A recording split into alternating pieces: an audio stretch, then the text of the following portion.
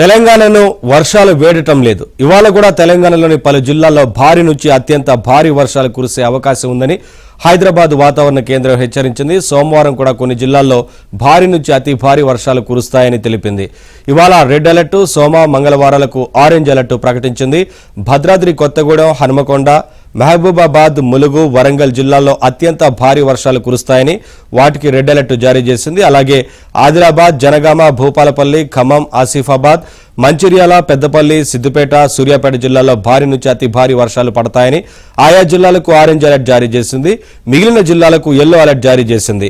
శనివారం పలు జిల్లాల్లో భారీ వర్షాలు కురవగా కొన్ని జిల్లాల్లో మోస్తారు వానలు పడ్డాయి. చాలా చోట్ల చెరువులు, వాగులు, వంకలు పొంగి పొర్లాయి. రోడ్లు తెగిపోయాయి. లోతట్టు ప్రాంతాలు నీట మునిగాయి. జనజీవనం స్తంభించింది.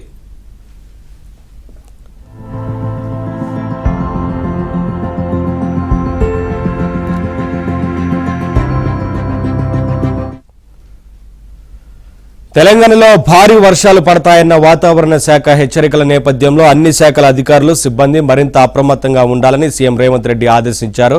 ప్రాణ, ఆస్తి నష్టం చోటు చేసుకోకుండా ముందస్తు జాగ్రత్తలు తీసుకోవాలని సూచించారు. జిల్లా అధికారులు లోతట్టు ప్రాంతాల్లోని కుటుంబాలను సహాయక శిబిరాలకు తరలించాలని ఆదేశించారు. నీటిపారుదల శాఖ అధికారులు, సిబ్బంది రిజర్వాయర్లు, చెరువులు, కుంటల నీటి మట్టాన్ని ఎప్పటికప్పుడు పరిశీలిస్తూ నీటి విడుదలపై ముందుగానే కలెక్టర్లు, క్షేత్రస్థాయి సిబ్బందికి సమాచారం ఇవ్వాలన్నారు. వరద నీరు నిలిచి అంటువ్యాధులు ప్రబలే ప్రమాదం ఉన్నందున పారిశుద్ధ్య పనులు చేపట్టాలని ఆదేశించారు. వైద్యారోగ్య శాఖ అవసరమైన చోట్ల వైద్య శిబిరాలు ఏర్పాటు చేయాలని చెప్పారు.